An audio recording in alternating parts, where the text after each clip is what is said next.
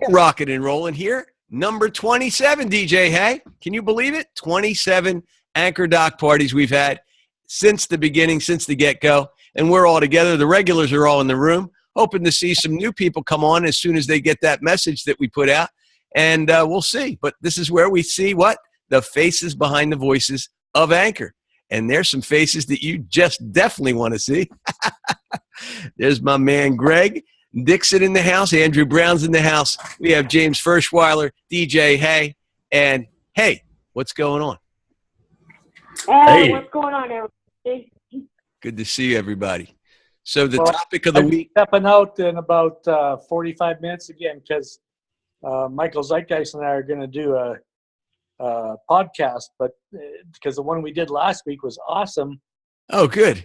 But they had a hiccup with their server and it didn't record it, so they spent the week fixing it. It's supposed to be working now. They got triple redundancies going now. The owner was so pissed off. Is that right? He's so upset about the fact that it happened, because the service that they used, even though it showed that it actually had recorded, there was no evidence of it anywhere. Wow. And nobody could come up with a real answer. So I guess they got some extra services going, so it's going to 3 places at once just in case. Well, that's good. Wow. You're spurring them on to do the damage control, huh? So that's good. Well, I mean, I think I was the very first one to. They launched version 2 in the same day when they launched version 2, which came out with recording capability and an RSS feed. I set up the RSS feed, and within 4 hours, it was up on iTunes. It's great. I so think they that's were great. Pretty tickled about that, and so was I. It's pretty easy to do. That should be a great interview. Did anybody hear the interview with Michael Mignano today? It was supposed to be done at 2 p.m. I did. I got about halfway through it.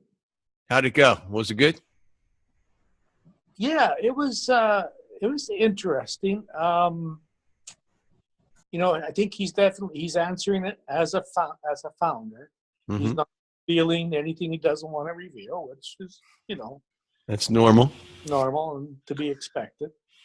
There were some things I didn't make notes. I didn't think of it, but there were some things that it was very, very clear. 2 things I got halfway through it. 2 things that I was very clear about. They really do care about the community, and they talk a lot about their involvement with the community. Good. And I know they really spend a lot of time, following people and unfollowing people to make sure that they're encouraging new people, stuff like that. But the thing that was most interesting, so he said that they're it's all about the community, but the thing that was very clear, they're absolutely focused on application development, which I suppose isn't a big surprise to us all, but. Well, wouldn't you expect that if they're designing an app? Well, yeah, okay, well, as a business coach, isn't there a difference between designing a business versus designing an app? And he was asked about monetization, and they have they have plans for monetization, but that's not their focus at all right now. Wow. So the real question is, what is driving the application development? What is driving that? What is the focal point of that? Is it to build community with that app or something else? That's the question I would have asked. Why are you so app focused? Well, you know what? What I will propose that I'm going to base that. I'm going to answer that on their behalf.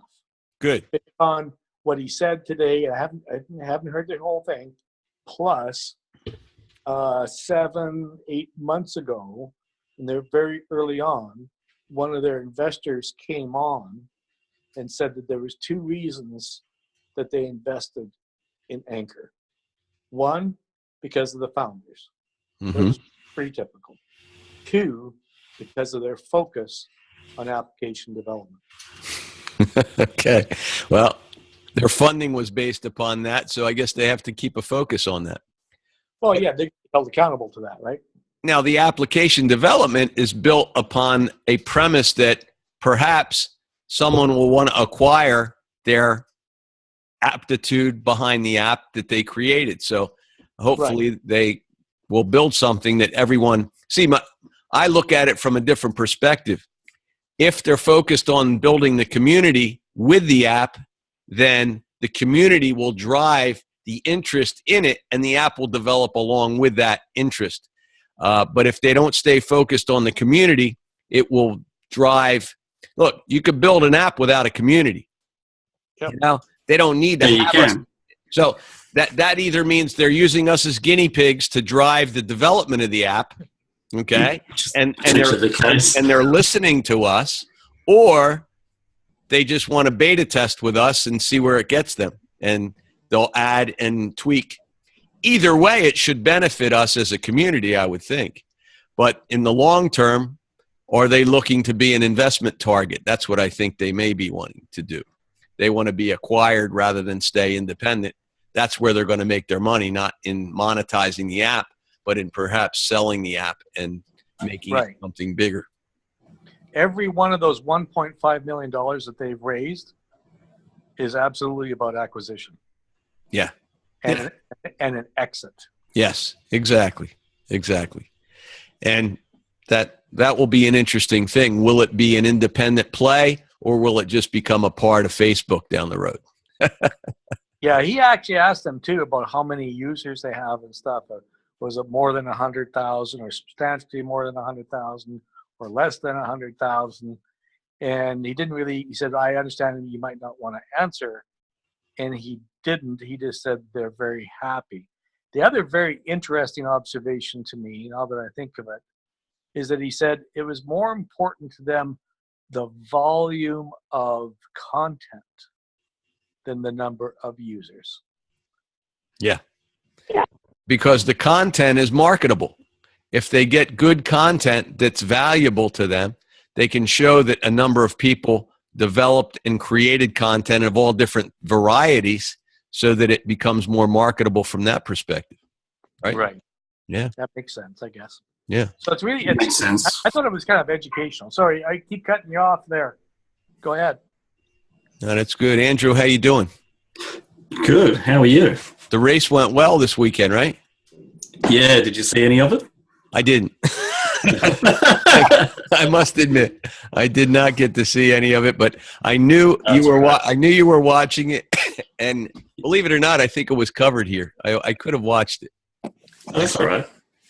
Yeah, it was a good race. Right at the end, they had a massive pile up between three of the top runners in the race, and it was pretty controversial to the point where one of the people who got penalised by the accident is now fighting to get the penalty put back, and he was in the lead of the race at the time. So potentially, the winners who actually did win may lose their trophy. Wow. Mm. Wow, because of the penalty? Because of the penalty. But yeah, it'll be interesting to see what happens. That's definitely a controversial issue. Wow. Mm. Unreal. Considering it's like the Super Bowl in the way that this race is, in the size of it anyway. It's basically like a grand final, but in the middle of the season. Awesome. And it'll be interesting to see what happens there. I believe that. That's for sure. When are they going to make a determination? Any idea? I think they've got their hearing next week. So whatever happens from them, who knows? I got it. Mm. James, the Chargers playing tonight? They are, yes, against the Denver Broncos. That's going to be a tough game, man. Yeah, that's always one of their toughest games from season to season. I know that there have been a few seasons where they did win. The Chargers won against them, so hopefully that will be the case this time. So yeah, just gonna keep my fingers crossed. And I did find out a couple days ago in the news that while there's a lot of people that are using the new Samsung Galaxy Note 7s, some people are having problems with those still because their batteries are catching fire again. Well, you know that. You know, Samsung requested that everyone, not only the old Samsung 7s, Note 7s, but the new replacements, all be shut down. They don't want anyone using them at all. It's being killed off. Yeah, major real recall, and many of the vendors are taking them in trade. I know Dewan is getting his replaced, and his vendor said, you could trade it in for any model you want. It doesn't matter what the value. So he's going for the top of the line Apple, 7 Plus with 256 gigs of RAM. So why not? Go away. Oh yeah, he's trading it, and it's worth much more money. But they put him on a waiting list. He won't get it till the end of November at this point. Right. Yeah, I don't know what he's expected to do with the bomb in his hand, but whatever he's going to do, he's going to do. I was surprised that I found.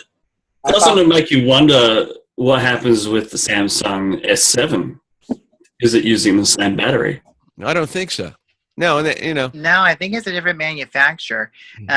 I know that my mom and I talked to my dad, although since he's currently working out of town in Hawaii, and he did hear about that news story and everything, and right now it's working okay for him. So.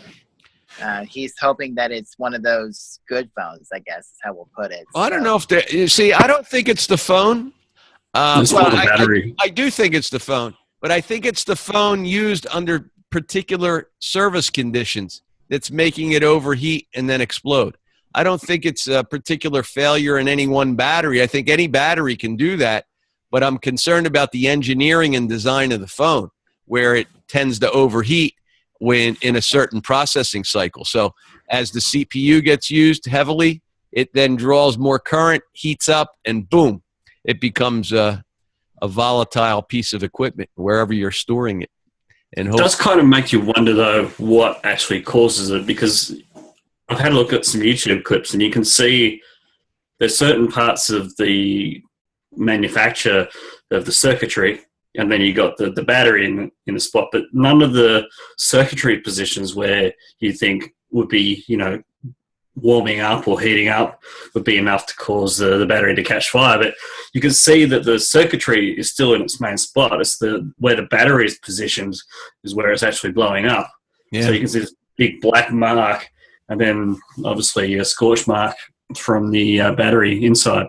I don't know that it's ventilated properly. That's what I'm concerned about. That's what I'm thinking. A lot of times it happens in somebody's pocket or in their bag. It's not necessarily happening while they're holding it, although it can when they go to grab it and it's hot, and then it happens in their hand.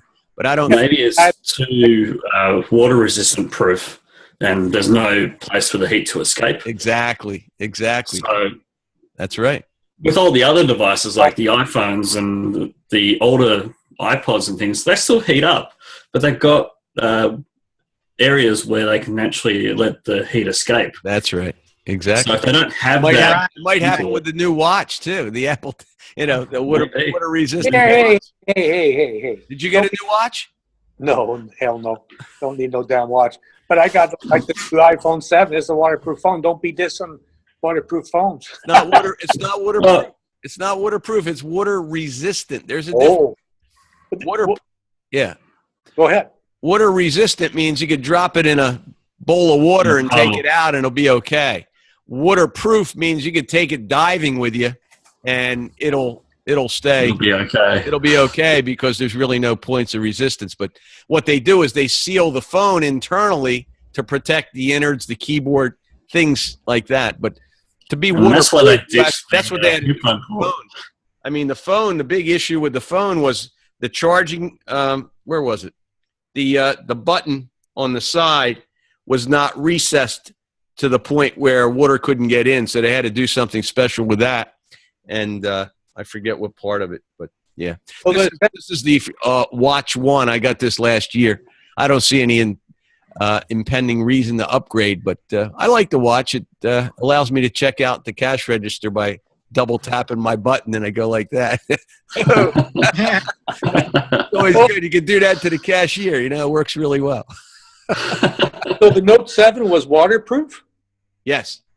Oh, okay. That's why that piece of information was important for. That's why DeJuan was bragging. He'd be talking in the rain with his phone. He didn't care, you know. Drop It it. does make you wonder, though, like, is that the reason why Apple ditched the headphone port? It's another I reason. think so. Yeah, I believe that's probably why they did. Yeah, I'm definitely going to get the 7 because well, my upgrade's eligible in December.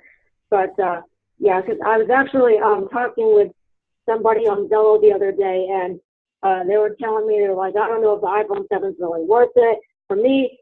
But I said, well, since I love technology and since I heard a lot of cool things about the new iPhone 7, I'm definitely thinking of getting it. And I really like that it is water resistant because I did have a situation once where I accidentally did drown my phone, but thankfully I had a backup laying around. But yeah, even so, it's great that they've included that so that if, heaven forbid, if you drop your phone in the shower or something, as long as you pull it out quickly, then, you know, you won't have any issues with it.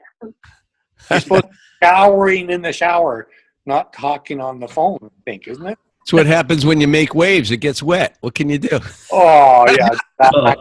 You've got to get a buzz out of it somehow. going to happen. You know, but my advice is if you don't really need a new phone and you can wait another year, I would wait for the next version. There has not been a significant modification of the design over the 6S or 6 to make it really an effective need. For those that want to have the latest in technology, like Greg over here, you definitely have to have the latest. And if you're going to get one, I think the 7 Plus is the way to go because of the extra camera. Oh, yeah. And It's just that Right.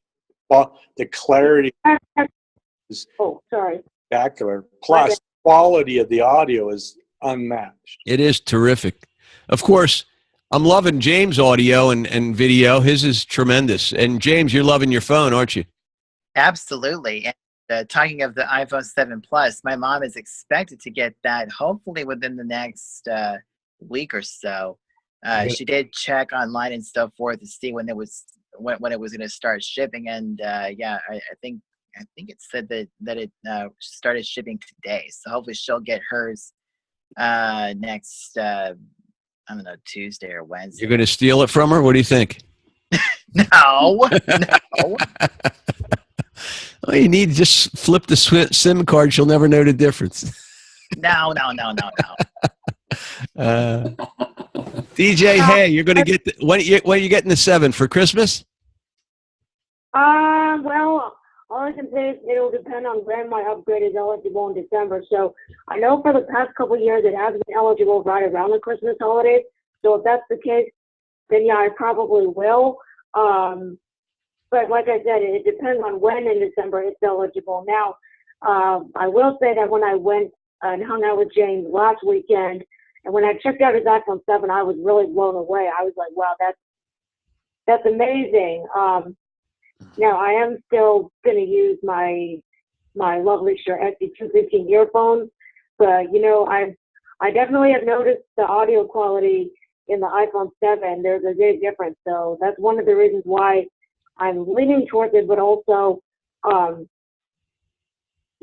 just the fact that it has some really nice new features and everything. And, you know, I just really like it. So, and I also noticed the home button is a little bit different, that you have to like press into it more. Like, how would I just, like, it's more sensitive, so to speak. Yeah. I guess that's it. Yeah. So that's pretty. My iPhone, my iPhone cost me a negative $100. Is that right? How'd you do that? Well, the Canadian carrier, cell phone carrier I'm with was Fido.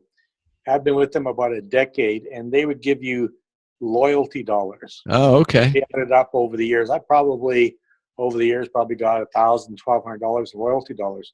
The program was going to discontinue coming up the end of November, and but they changed it. You can only use the dollars on either roaming charges or a hardware upgrade. Wow. So anyways, it ended up, so I had $100, okay? So I had $100. I applied it to it. With a 2-year contract, it was $679, but I sold my phone Uh-huh. to a local guy for $650. Wow. Ooh, whoa. That's not bad. So I actually put about $100 in my pocket. I'll tell you what, Jimmy the First sounds like a regular DJ on his iPhone 7. He's just incredible. His voice quality has really been enhanced. You know that, James, right?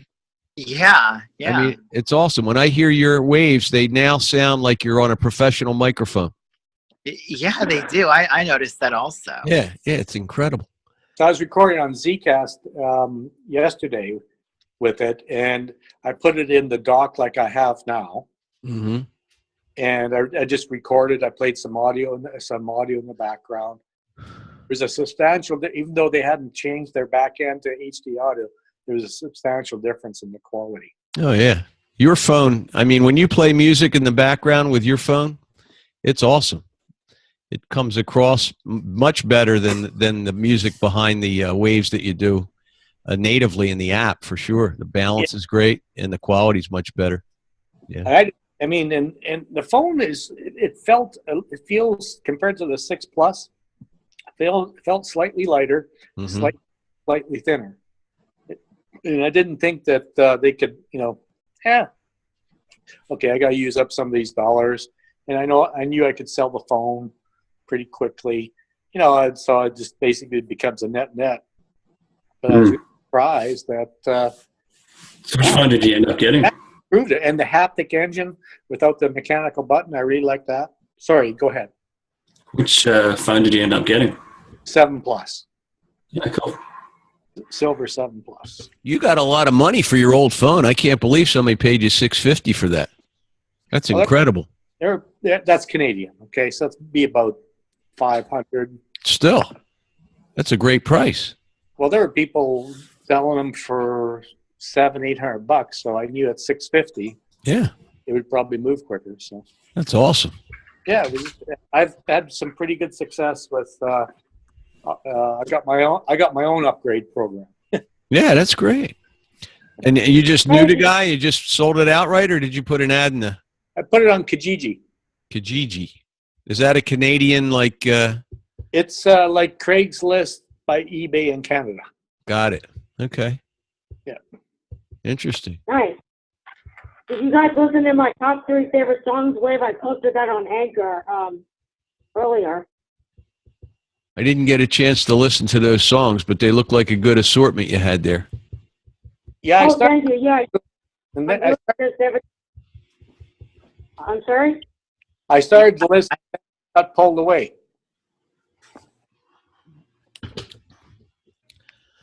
I haven't even Yeah, turned I'm, it on yet. So I haven't I'm listened. going to be the Thursday. So, yeah, because Kevin O'Malone suggested that I do that. So, you guys will hear 2 musical waves from me per week. You'll hear Music Monday waves, and then you'll hear top 3 favorite songs every Thursday. That's great. And, It's a good idea. and sure, yeah. Oh, and of course, you actually 3 musical waves, because then when I release my high energy tunes mixes every month, you'll get to hear a little sample of each mix. So yeah, more so 3 musical waves. So yeah. Good deal. Oh, absolutely. Good deal. That's great. Well, we had some new people come on Anchor this week, and one of them, James, you and DJ, hey, you found Shauna McKenzie, right? I think she's got a lot of energy. Greg, you Yes. with her too, right? Yeah, she's great. Yeah, she's Yeah, I'm already following her, actually. yeah, right. I think she's doing a great job. She's bringing a lot of good energy, and it shows to me that there's a lot of potential on this app. It doesn't matter when you come in, you can do gangbusters if you present yourself properly, get good content out there. You immediately gain attraction. She must be popular on Twitter or another medium, I guess. Well, she was saying that. Probably following her too, and yeah, I was the one who wanted to give her a welcome on Anchor. And Avi, I know I mentioned you, and I know you liked the way, because I thought, hey, it would be nice to let everybody know, hey, there's a new Anchor member, so give her a warm welcome and everything, and just let her know that she'll enjoy being here. Yeah, well, you thought she was special too because you don't do that all the time. So I know that that was something beneficial for us. Yeah.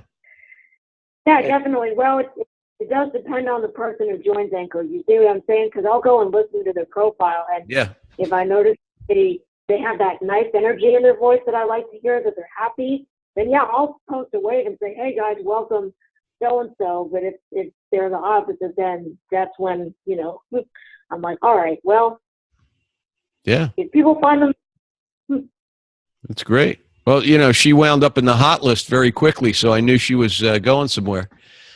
Greg, what were you going to say? Oh, she was telling, we were going back and forth, and she was telling me that it sounds like Anchor is going to be your platform of choice because I think, I want to make sure I accurately represent what she said, but she really feels that the level of engagement, she hasn't seen the level of engagement Right. elsewhere that she's seen here.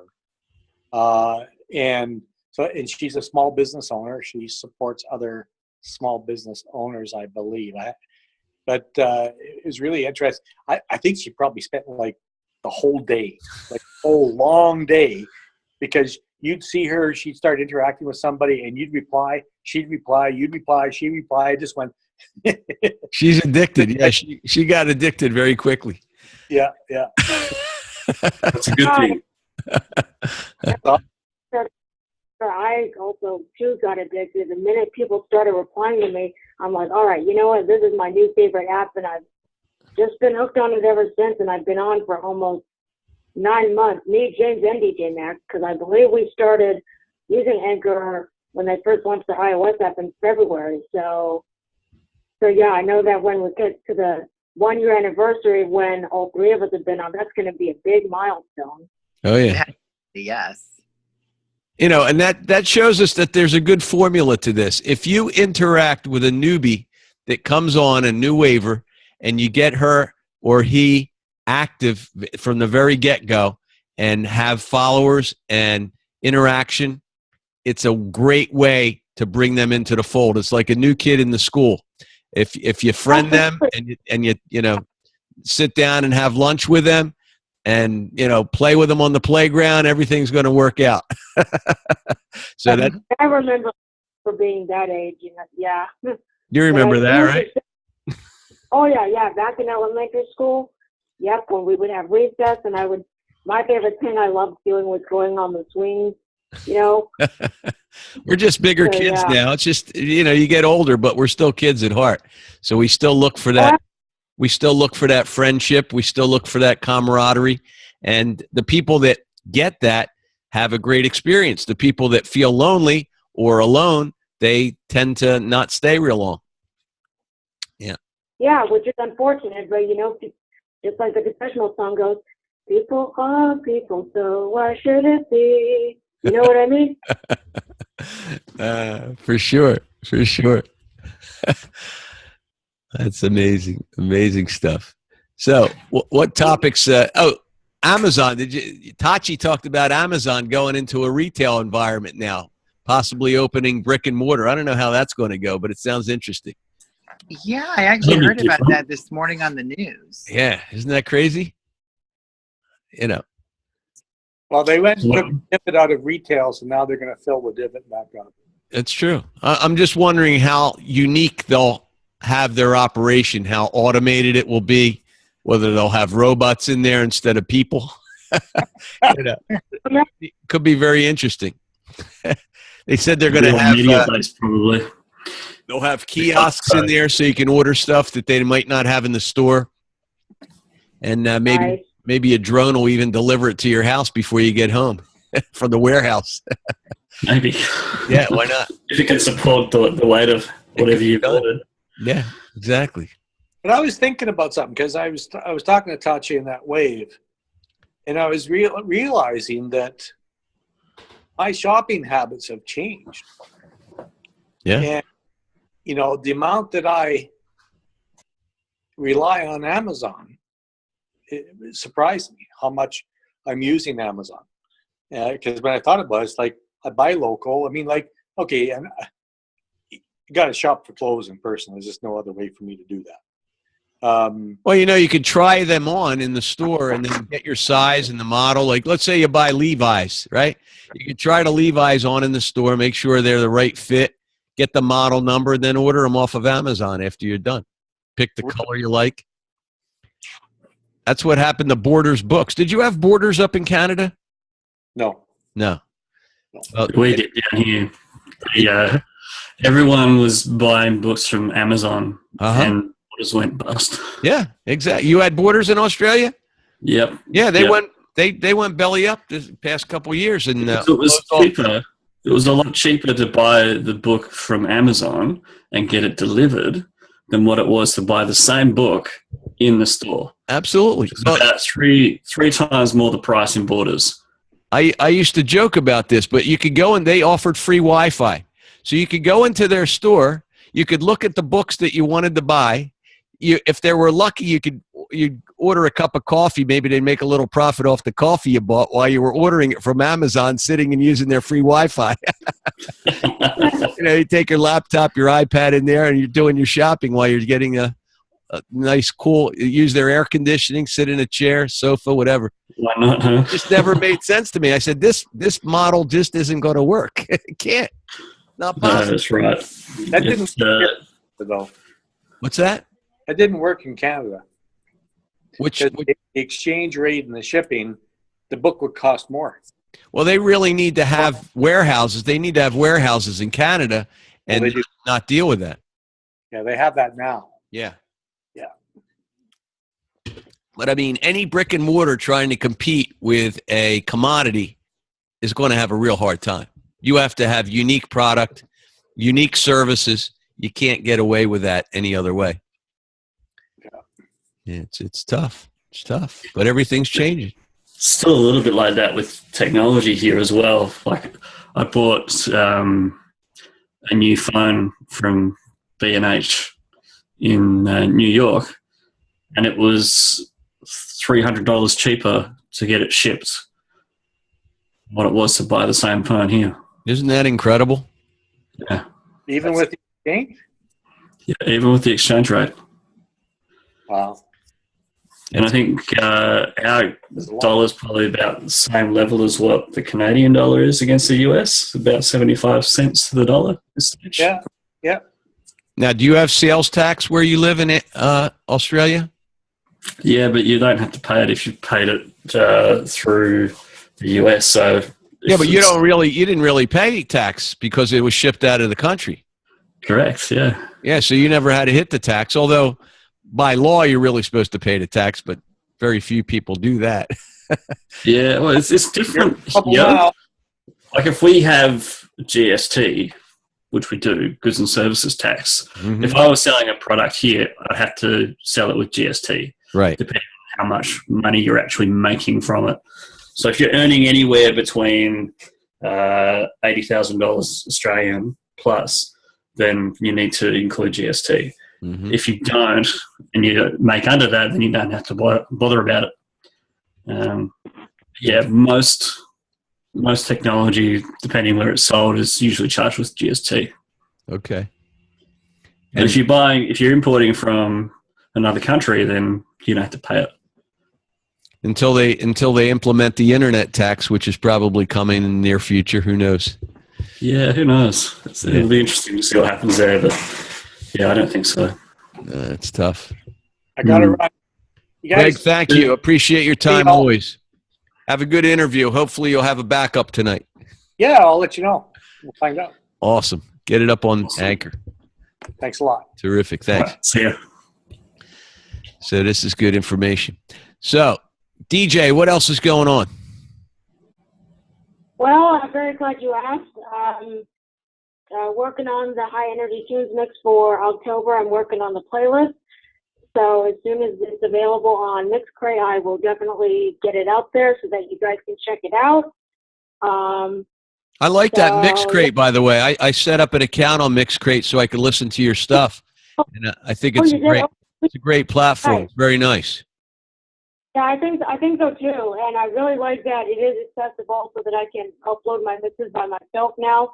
Because yeah, Mixcloud unfortunately was not accessible, so that's why I'm not using them anymore. But I'm using Mixcrate.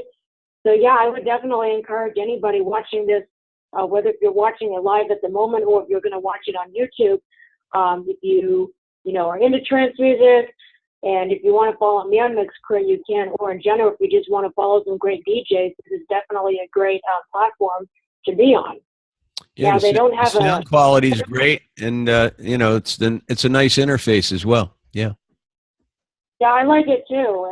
Unfortunately, though, they don't have an iPhone app right now, but I was reading that they said they are hopefully getting one out there soon. But for now, you'll just have to go to Safari and your web browser and stuff like that. But yeah, the interface is great. And what I like about it as well versus Mixcloud is you can download the mix if you wanted to and save it to your computer, whereas Mixcloud, you can't really do that. They don't allow that. But with Mixcrate, if you have the download feature enabled, then yeah, people can download your mix.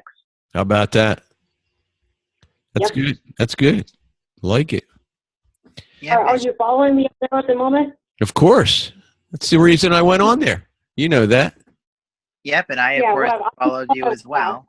Yeah, for sure. And then I believe Greg is following me too, so I've got 3 followers so far. So hopefully more to come in the future. And that's why I put it on my Anchor profile under my website section. So yeah, I would have loved to put my Twitter and stuff like that, but they only allow room for 1 web page. So I'm hoping that the Anchor folks might add this in the future to maybe add a couple more links to your profile, as well as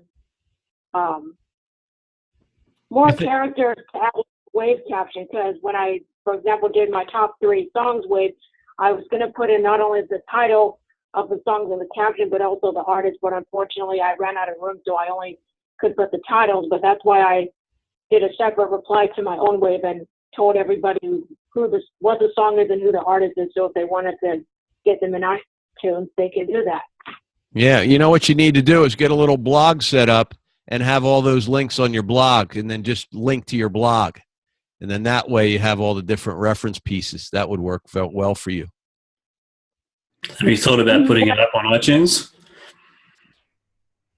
My mixers, well, I would have to figure out how to go about with doing that, because I mean, since I am using other people's music, in fact, I actually meet with my DJ coach next Friday, so I'm going to ask him how I would go about doing that. But yeah, I'm going to definitely ask him what can I do to do that. Yeah, so, anytime you have copywritten material, you might get into trouble on YouTube. That's the issue. Now, I'm wondering, it would be neat if you could actually link directly into the Mixcrate and have references so it would stream from Mixcrate right to your page.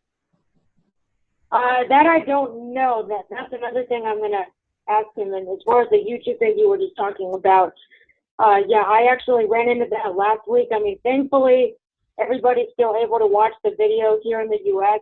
But, I got the email saying, hey, just wanted to let you know that there was a copyright claim made and your video, it is still on YouTube, but just know that it's not going to be available in certain countries.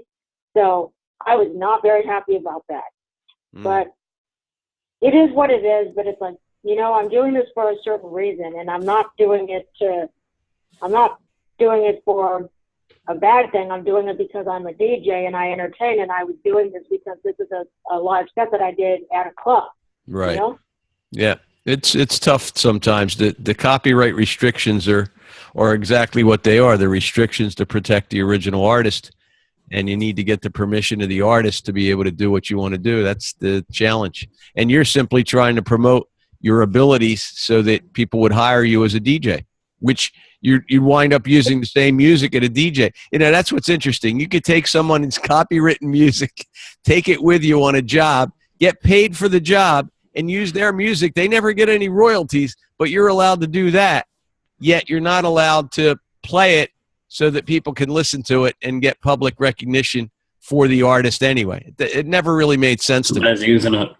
Yeah, it's really a crazy situation. You would think at the very least that you would have to pay royalties as a DJ to use your music, someone else's music, to be able to get paid for it and get away with that. But radio stations have to pay royalties, and anyone else that uses music, even in a store environment. If you're in retail, you're not really allowed to use commercial music in a retail store because royalties need to be paid for that, and you're using it in a place of business to earn revenue.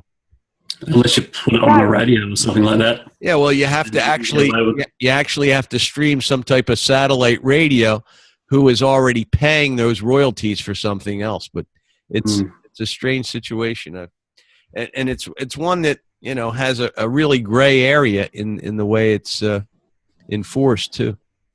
Yeah, it's a little bit silly from time to time. Yeah, but I know with online radio, it's the same thing. Like you can't play copywritten music, even when I do my podcast. Right. I take everything out. It's only just me talking, so that I don't get in trouble for all that stuff because my streaming is connected to a US server.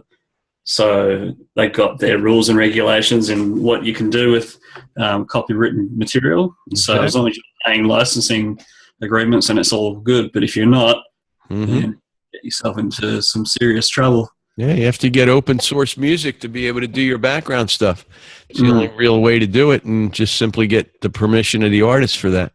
But you never know. It's a tough call. It's interesting.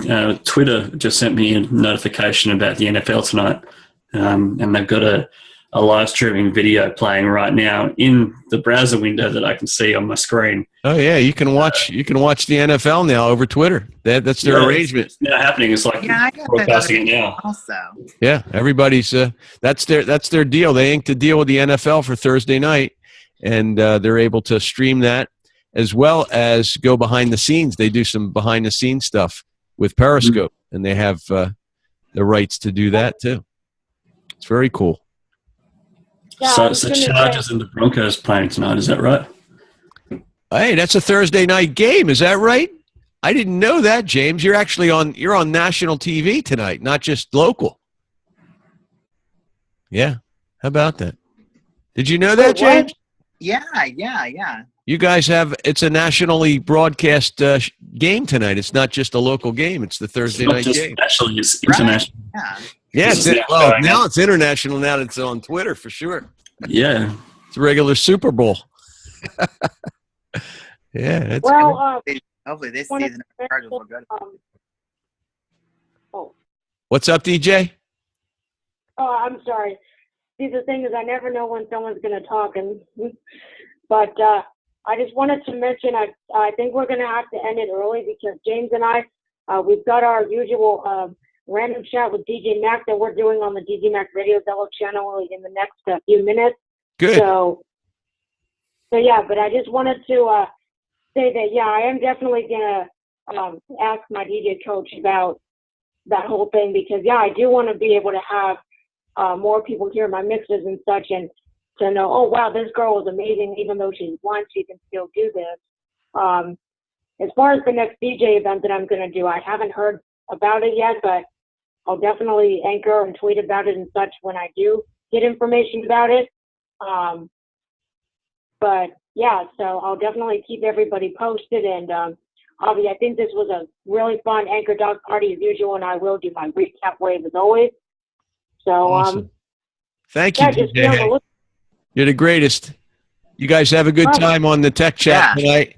And, we're probably going to keep these nice and brief now until we get more participants. There's no reason to go way overboard. I know Andrew's got plenty to do. It's Friday morning. Looks like the sun is shining today, my man. Yeah, it's going to be a nice day today. It's about 21 degrees Celsius. Oh, baby. Today, which is pretty warm. That's pretty warm for this time of year down there.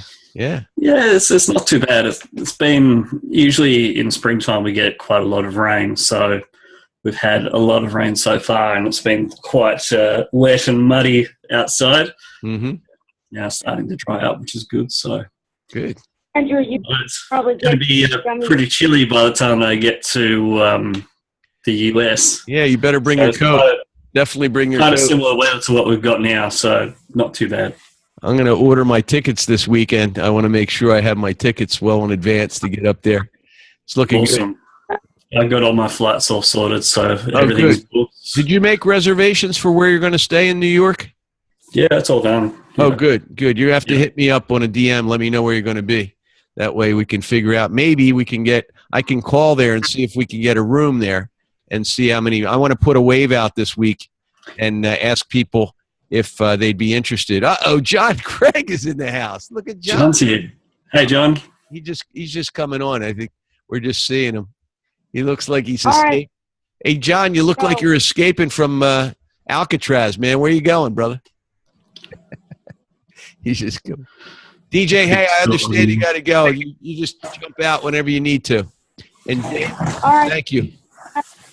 See you guys next Thursday night. Whoop, whoop. Whoop, whoop.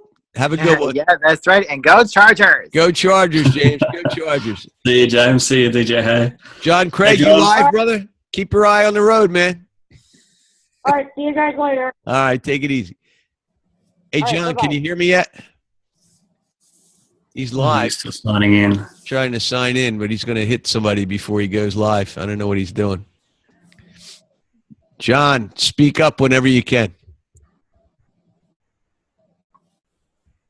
He's just checking us out. He's probably tuning out. Maybe he's got a bad signal.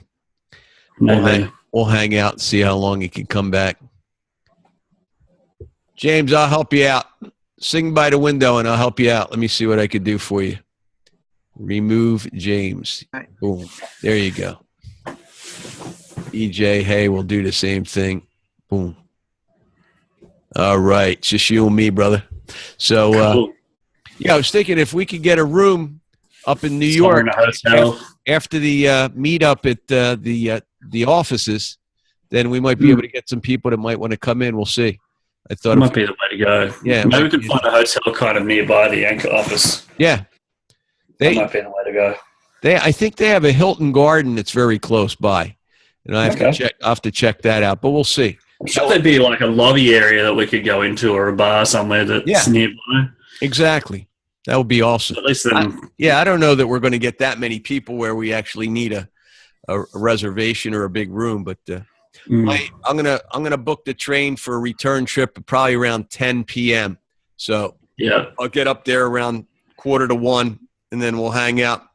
We get over at 3:30. We go into the Anchor offices, and then I don't know how long they're going to be able to offer us time there, but I don't want to take advantage of them too badly. I know they're working too hard to develop that app because that's their main mission and goal. It'll be pretty good to see what they're up to, though. It'd be interesting to see what's going on. It'll be awesome. If they allow us to, it'll be really cool for us to be able to live stream from their offices and show everybody what they're doing. I think that would be really cool, you know? Yeah, I think it's a good thing. Yeah. It's quite a unique app compared to a lot of other ones out there. Oh, yeah. The way they're doing stuff, there's a whole lot of stuff going on in the background that we don't know yet. But, being able to beta test and all that is a pretty cool thing too. So, yeah, hoping that I can get into that as well. I've asked to be a part of the beta testing, but haven't heard back from. Have you done anything with the web interface? No, that's cool. I don't have that on my list of stuff to do yet. Okay, I did ask for some help with it, but I think they've only got a small group of people testing it. Yeah. They haven't changed it. It's still the same. So I don't know what they're doing to enhance that or make that more available. But I've been using it for the Tech Talk Tip recordings every day. So I record them the night before and then I lift them up in the morning. I'd love to have it. It would really be neat to be able to time that. I'd love to be able to, time. Can you do it on your desktop? Yeah, and I do it on the desktop. Yeah, I use this mic.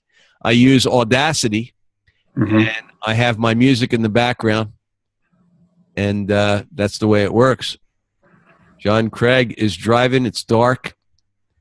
This is true. This is fact. John, you're looking awesome tonight. Hey, John. Keep your eyes on the road, and I'll be happy to entertain you, my friend. I won't look. I don't know who's here. I know that you're here. I can hear. Who else? Andrew Brown from Aussie. Yes. Hey, how's it going, John? It's going well. I had trouble. I don't use this much, so it's going well. How are both of you guys? Dynamite.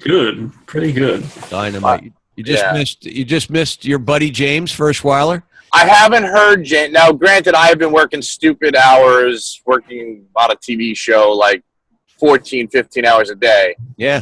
for the last few weeks. So, like, my head's going to – well, it's actually easy work, but I'm exhausted from the hours, like Sure. waking up at 2:30 in the morning. Yeah. But anyway, and I haven't – I've been on Anchor a little bit here and there, but, limited. And I'm like James deletes his original waves. He does. Yeah, and he always has. So I haven't really heard him interact much, but maybe it's just me. Because there was a time where he was always everywhere. He is everywhere, and because he wipes out his original waves, which I still can't figure out. He must be being tracked by the CIA. I can't figure out why he has to delete all his waves. But No, I want to make a documentary about James, for real, called Finding Ferschweiler. I want to know. I do. No. I've listened enough from the very beginning to know, that he's blind, and that's how he and DJ Hay and DJ Mac know one another from the school, right? And it's all this stuff. But I'm like, and I'm not the only one to say this, and I'm not being mean and talking out of turn. Although I did, there was a time where I blocked him, and I didn't mean to, but I just couldn't anymore because I couldn't control myself from not being sarcastic and he doesn't get sarcasm. That's true. So to the point where some people, and I've listened even early on, thought he was a troll, right? Like they thought he was being sarcastic or being a jerk. Like I came across this early on where someone thought that he was making fun of them. And I thought to myself, oh no, that couldn't be anything further than the truth. It's like, this might be the most earnest person I've ever quote-unquote met or heard in my entire life. Without question, that man is the most sincere, kindest guy you're ever going to meet. He's I got to stand for him. He does a tremendous job. Yeah. So anyway, I haven't heard him, and I'm like, I want to know, is he around? Like, what's going on? Yeah, he's around every day. He's always participating in all the waves that I could find. I don't know how he does it, honestly. He's going to school. And he's taking tests. He's doing all kind of things, but he definitely stays active. But again, he does. He's certainly not distracted by his anchor, is he? No, he keeps focused, very, very closely focused, and he's not going to miss his game tonight. The Thursday night game tonight, football game, is Chargers versus the Broncos. Oh, and you can even watch it because it's on Twitter. It's live on Twitter. Oh, well, you know what? I heard about. I cut my television. I cut Verizon Fios, so I just have internet now because I'm like I don't care about sports enough. Yeah. I like the baseball playoffs, but not enough that I'm like whatever. I'll go out if I want to see it. Right. But football, I was like I wouldn't mind watching a little bit of a football game. But again, I don't necessarily want to go out to a bar tonight. But that's good. It's good to know it's on. Why is it on Twitter? Twitter cut a deal, and they have all the Thursday night games this season. They cut a deal with the NFL, and they're able to live stream it. So it's pretty awesome. Wow. Yeah. I'm curious from a tech point. Is it flipping over to Periscope or? No, it's basically live on Twitter, so you can open up your browser on Twitter or even play it through the Twitter app. Yeah, you could even get full screen out of Twitter. Yeah, it's not a Periscope deal, although I believe they're using Periscope in the background where they can actually do background scenes of the games and stuff. Is this the first game they're doing, or they've done the whole season? No, they've done a couple already, but it's the whole season that they're doing. Yeah, all the Thursday night games since September they've been hosting. Yeah. They've been broadcasting it internationally, which I was wondering what kind of growth they have because there's value in that for both Twitter and NFL. Yep. I lived in London in 2001, and there was a small market, but they had the NFL Europe. And in London, there was a very small group of people that were big NFL fans. A lot of expats, Americans, of course. Yep. Shoot.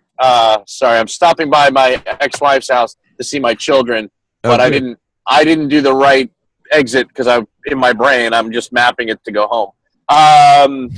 Easy enough though. So anyway, no, I'm really interested in it because I wonder if anyone else will follow suit. If NHL does something with Facebook, you know what I mean? Like, there's a lot of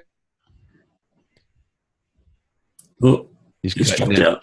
No, I definitely believe that social media will be the streaming place for TV. You're going to see TV move to the internet, and Twitter, Facebook. That's going to be the place for a lot of. You're going to see a lot of it. I was on what do you call it from the beginning. I was on Periscope right from the beginning. Meerkat as well, and I really took to Periscope. Mm-hmm. And I was intrigued by it for a lot of reasons. I mean, I used to love public access. I've done stand-up comedy, but never really. I dipped my toe in the water. So for me, it was like a very freeing platform, and kind of a bit of an escape. And I look at, but it doesn't matter who gets there first. It really doesn't. It doesn't work that way with technology. I was really intrigued by this thing that Facebook has with Mevo. Mm-hmm. They called it Movi, right? They called it Movi, but Movi is what FreeFly Cam that makes high-end drones make. So they got sued. So it's now called Mevo. It finally released, and it's really interesting that with one HD camera, you can do a multi-camera live edit. You mean this little thing here? Yeah, you're talking to the expert, Andrew. Andrew, I didn't realize. So I have produced and directed live shows for hair, and I've worked with in different ways. With traditional old school camera, studio cameras and a switcher. And guys that do smaller remote cameras and do live concerts, and I like that way. I like the sort of and the Mevo. I almost wanted to get one when they were first selling at whatever it was, US 300 roughly, and just play around with it with my kids, just to sort of allow them to use it creatively, right. Because when I was 14, my head would have exploded to have something like that. Yeah, it's amazing. Like, this device is really quite incredible for what it is. It's so small, but the quality of it's really good. Like, the audio quality is pretty decent with it as well. Who owns? So was it Livestream? It was their product. And then Facebook partnered or bought Livestream? No. What they've done is Facebook opened their API up so that people could start using Facebook Live for any interaction that they wanted to do. And Livestream connected with Facebook so they could actually use their camera devices across Facebook Live because they thought that was a big opportunity for them. So this camera is the first camera to actually be the live streaming camera for Facebook. Sure. Right. Livestream.com. So, right. Well, I don't. Go ahead. I'm sorry, Andrew. Yeah, it's a pretty unique thing. This is only the first version of it, but I can imagine that when they start to grow with their other products, that all of their other products will be able to do the same type of thing. Sure. It's like before you know it, they're going to have a 4K version, and then, it's going to be even better, But I'm curious for a lot of reasons. There's a lot of practical things for it. Like, for instance, for a friend of mine I went to college with, I would do these YouTube shows for him, and I'd bring my Canon 5D Mark III DSLR. I'd bring a little Rebel camera and my GoPro and my phone and shoot this just live thing. And he's in programmatic ad sales and consulting business, but he's been in ad sales forever. First television, then immediately switched over, and he missed DoubleClick and all the good ones. He was always at the wrong business. A new job every 6 months to a year and a half. Because that's just the nature of sales and that world. But the point is that I would do these things for him, and it was so much work. And this is something like this is perfect for a client like that. And I mean, and I'm the kind of person where it's like, I'll just tell you here. Or I was thinking about buying it because I have a friend, another client that I shoot for who owns a hair salon, and she does these classes. And my thing is, well, if you're going to do the class, why not just record it to have it, right? You don't have to Exactly. live stream it, right? Because you're charging these people $500 to go, so you don't want to live stream it, not now. But Mhm. I want to like sort of empower them. Like, I mean, I have the more creative side of it and ways of looking at it, but it's not my business. But I don't mind helping someone get to where they need to be, and I guess I don't mind giving it away. I'm no expert, but it makes sense to me what's great about this thing and the different practical and creative uses for it. Yeah, there's a lot of uses that you can use it for. I'm actually quite intrigued by it. I bought one because I saw it and I thought, this is something definitely, you know, that I'm interested in, being a photographer as well. And I thought, if I can do video while I'm shooting Right. with my other camera, I thought I can get, you know, different aspects of what's going on. Right. Are you familiar with CreativeLive.com? No, I never used that before. Okay, if you have a moment, check out Creative Live. It's live online learning, education. A lot of photography stuff. They do Photoshop, and you know, it's a lot of times it's for the beginner, for anyone. You could find any information you want on the internet, of course, Vimeo, YouTube. But these are like a 3-day lighting class or a 3-day night shooting classes, and they're based out of Seattle, and it's pretty interesting. I can't remember why I mentioned it because I'm so tired, but check it out. It's free when it streams live, and then they have a pay-based model, and That's cool.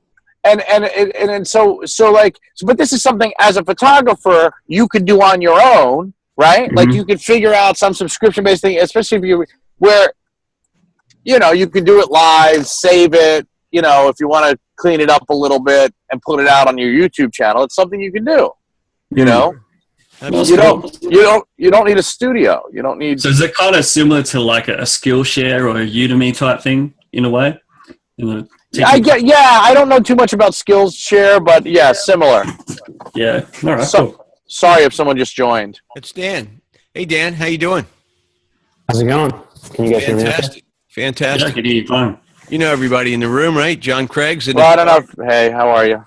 How you doing? We went off-roading a bit. I was talking about Mevo, the Facebook, the live stream multi-camera. It's one camera. Yeah. And Andrew, of course, has one. And I'm very intrigued and was thinking about getting one and love the idea of it. I think it's worth getting. One of the things you could do, John, is you could set up a private Facebook group and live stream to that group and charge admission to that group. Right. Well, you know what? For me, it's not a pay model. It's more, for me, it's always a creative outlet and like, where can I take this thing? And I just don't do enough creatively. And it's not about a piece of technology that gets you there. But for me, it's just a weird personal journey. Yeah.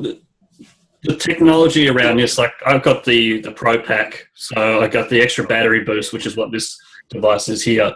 It's got the ability to plug in a Ethernet connection, a 4G modem, or whatever else you want to do. But how much was the Pro Pack?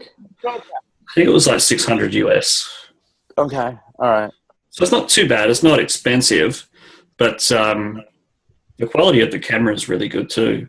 It is a 4K sensor, so it can record in HD 4K. How? It's got a nice wide angle on it too. It's like 150 degree, 150, degree lens. Andrew, do you have any tests that you've done that you've put on YouTube or on Facebook that stays around?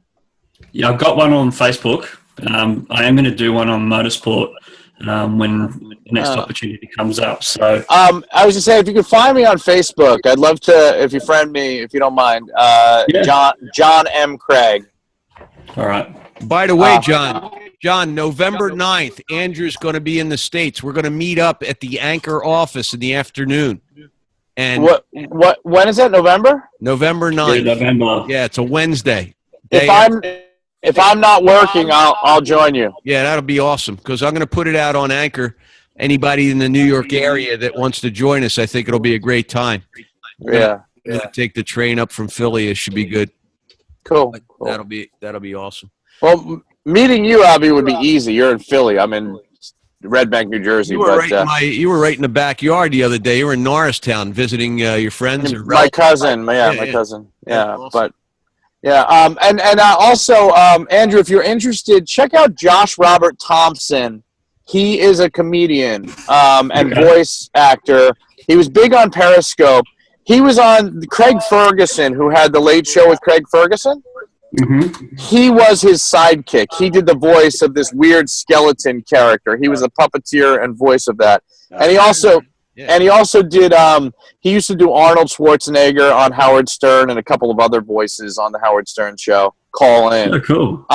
But he's a really interesting creative guy, around 41, but he's a very bitter guy in the sense that just nothing's really worked out for him. He spent roughly $100,000 on a show, on like a pilot comedy show.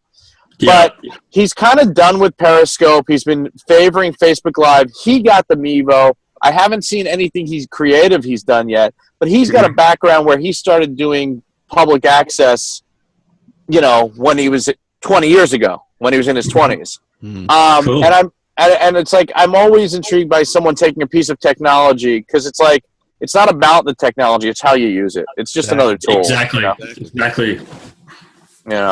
So yeah, It's good. I thought the way that the Mevo was presented, it was a really kind of unique tool. Basically, like a utility in a way, kind of like what an SLR camera is in a way. But the way that you use it is the whole idea. And I think it gives you a bit more of an aspect as to what's going on behind the scenes, as to what's actually going on in front of you.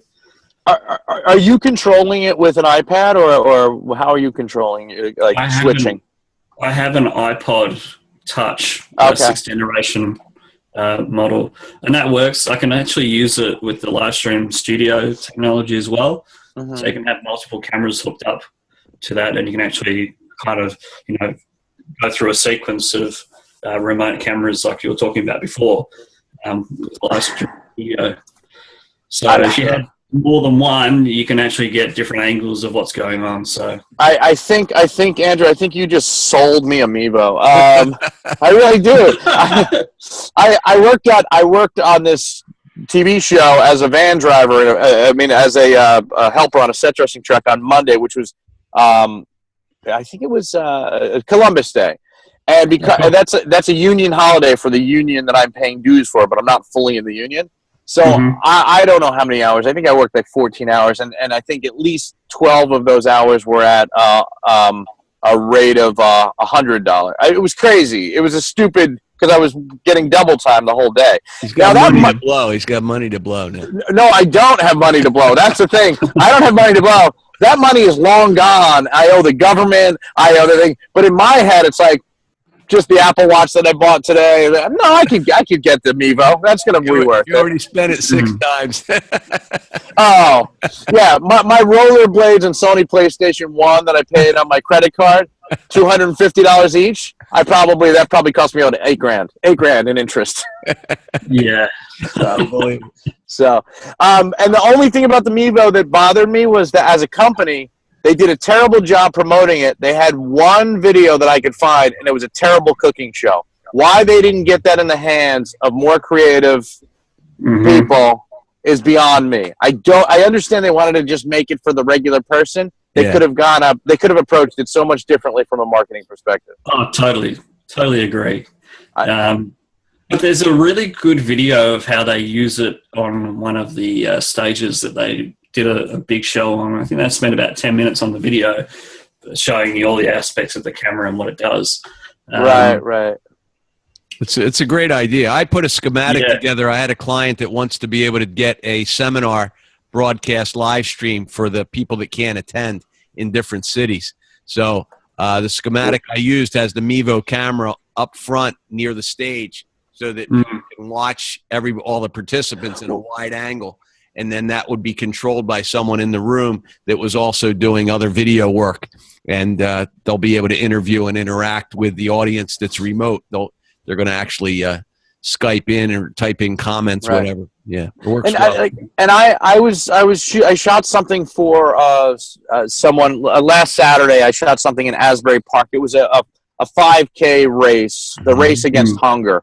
And this woman that I know, it's her charity that was sponsoring it. And I asked her. I asked if she had Facebook Live, and it would be good for the backpack crew. They put food together for underprivileged families. They can't afford food. Clothes. Anyway, but I was photographing the race, so I couldn't do it for her, right? And you can't just put a smartphone in someone's hand, expect that they're going to use something live, and people are that makes sense and is worthwhile. Yeah. But if I had the Mevo, I could have set it up on stands at the beginning of the race, which was the same as the end of the race, and had my son do it. Exactly. You know what I mean? And it would have been something that was so valuable for them, because now when their friends get the alert that want to support her, they're actually looking at something that makes sense. Yeah. Exactly. It's so simple. Good use of it. That would be great. Yeah. Awesome. Anyway. So Dan, what do you think of Mevo? You interested in it? Totally worth getting one. You should go buy one. I'm probably not in the market for one just yet. I'm still trying to figure out my iPhone 7. Still working on the iPhone 7? Oh, how is your iPhone 7? Which one did you get? I got the Black Matte Plus 128. Okay. It's still in the box. Oh, when did you receive it? Last week. Oh, wow. I bought it unlocked, and then someone was telling me, because I don't know, my phone setup is complicated because it's through my wife's corporate discount. So it's like we have multiple lines under the corporate discount. Right. And I don't want to screw with that. So I bought I'm pretty sure Verizon's gone to the subsidized, is basically divide by 24 and pay it out over 12 months. Yeah. Right. I just unlocked all at once because I was like, I'm just going to write it off as a business cost for me. And then I started getting all these questions like, well, maybe Verizon can give you a discount on the top of that. And I'm like, I don't know. So I got to I don't even know if that's realistic. But I'm probably going to go asking around before So you haven't even taken it out of the box? Nope.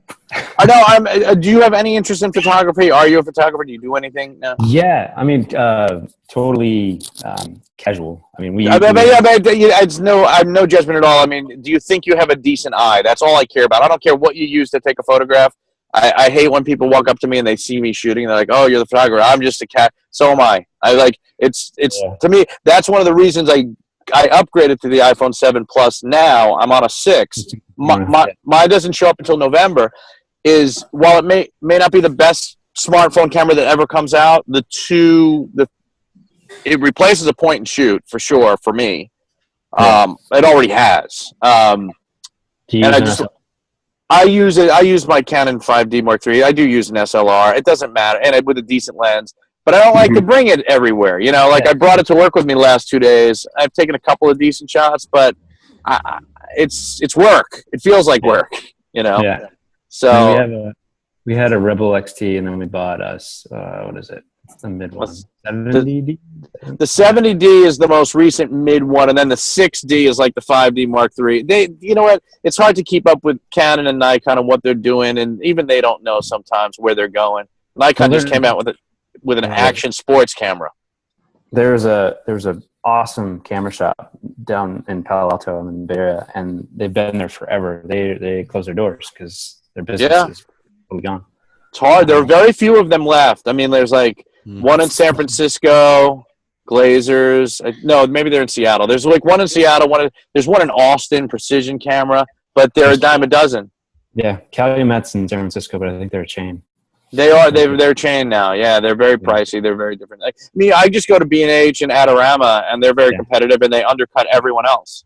Yep. Oh, Sammy's Camera in LA. They're kind of like B&H Adorama Junior.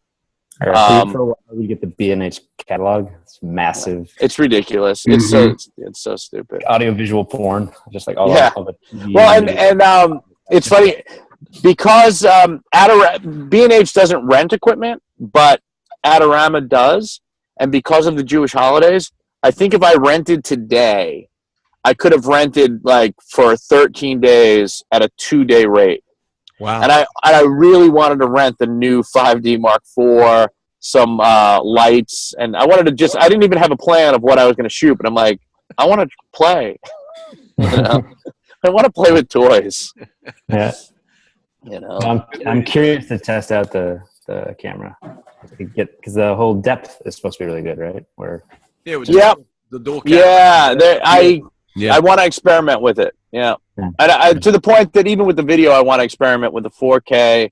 I want to get some sort of rig where I can hold it. I saw something on Indiegogo or Kickstarter that has like a little handheld, like you know, not a steady cam, but something that's looked like a decent design. But I'm spending way too much money on Kickstarter and Indiegogo these days. I see a project, I'm like, I'll support that, and then like 8 months later, like, where's my shit? Yeah, you got to be careful. Did you ever see the Iographer? The Iographer, which is a handheld stand for it. You can put mics on it, lights. It's very, very neat, very inexpensive. For a smartphone? Yes, absolutely. Huh.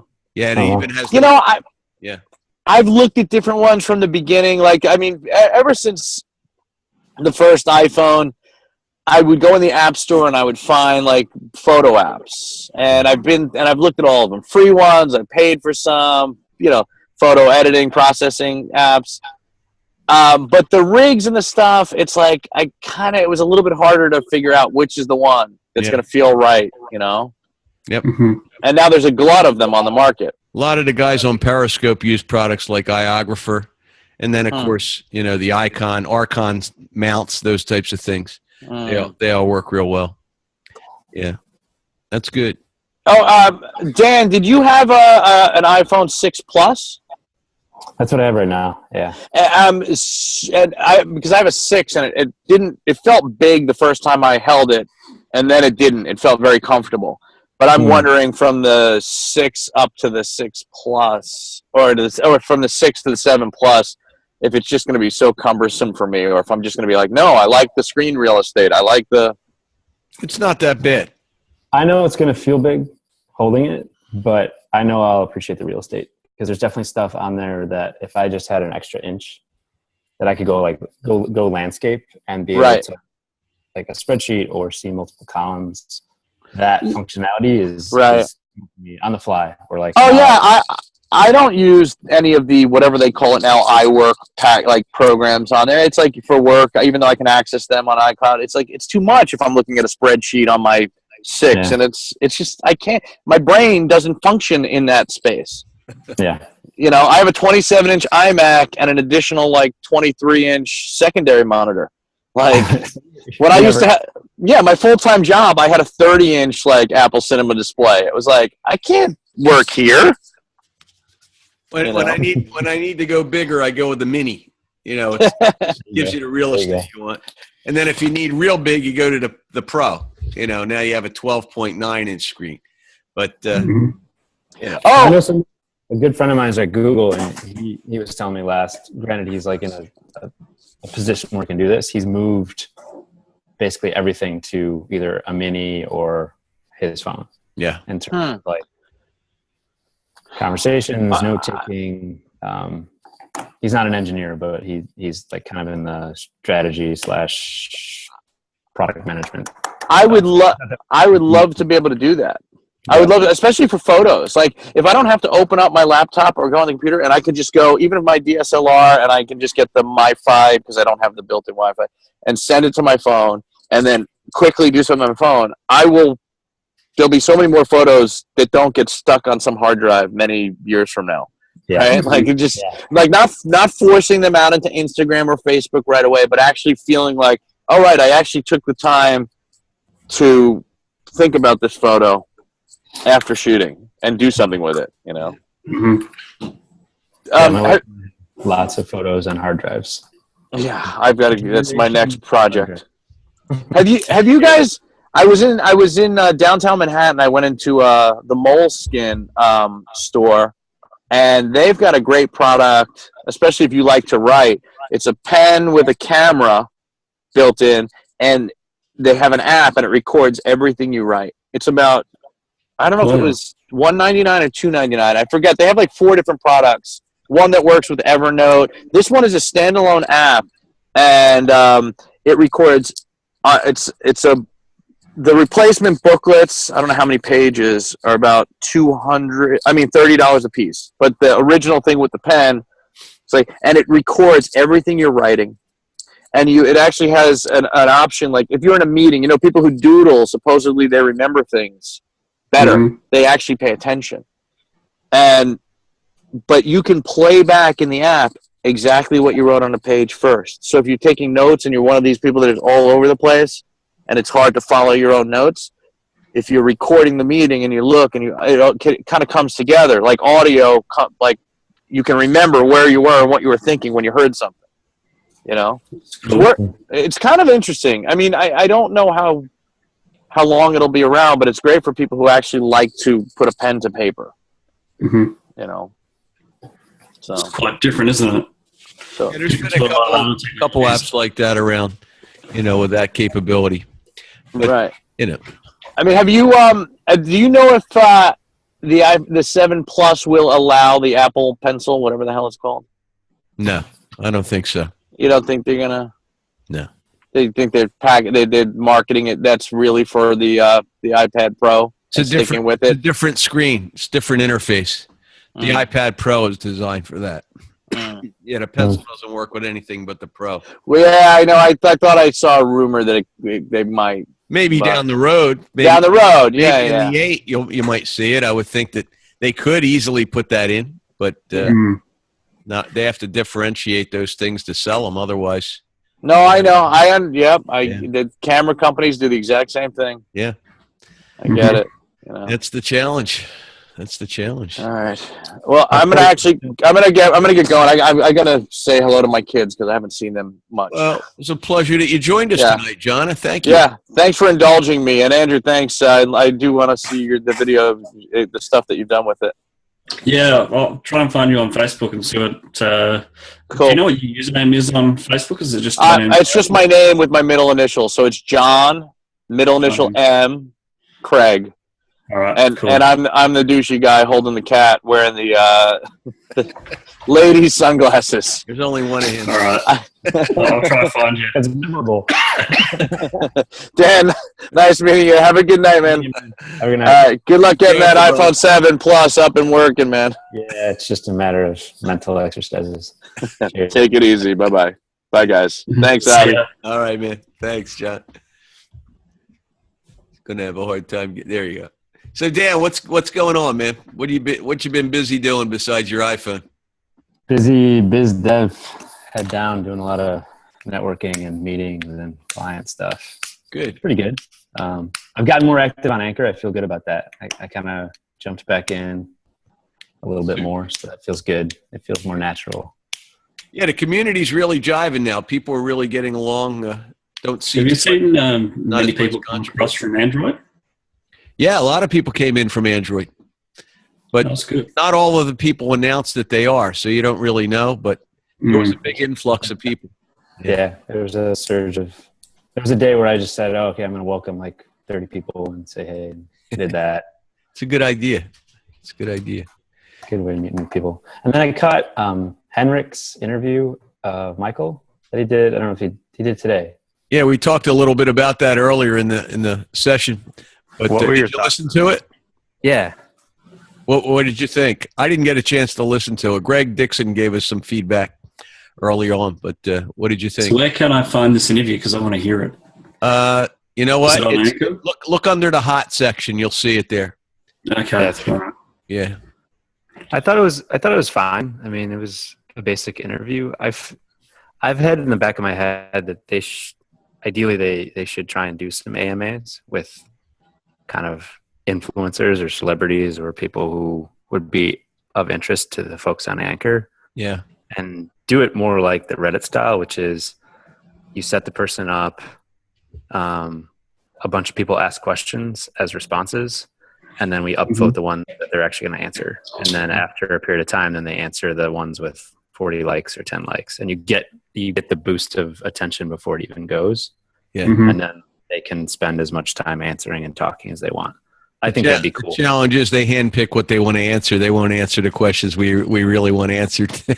Yeah, but that's true with any AMA. Unless you Right? force a bit of direction that they don't want to go. Yeah. They could basically just say, "I'm not going to answer this." Right. Yeah. Mm. But if somebody really wanted to get the most press and connection about it, because I could see one, it could be used to bring in new blood of like if they brought in some celebrity and all their fans all jumped on Anchor, all of them aren't going to stay, but like if it's a big enough volume, maybe 10-20% of those people stick around because they're like, this is cool, I want to play with it outside of the celebrity experience. It's a way for them to get publicity. There's just a lot of dimensions to that type of use. From what I understand, they're not looking necessarily to build that right now. They're really interested in building the app, and they're app developers. So their focus and their funding has a mission to create a really good app.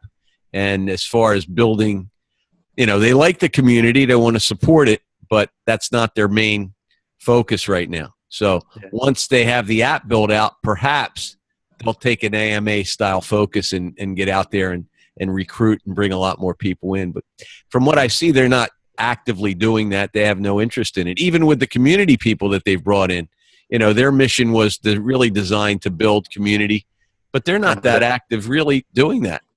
No. Yeah. The only person who is probably Brennan, and that's about it, really. Yeah.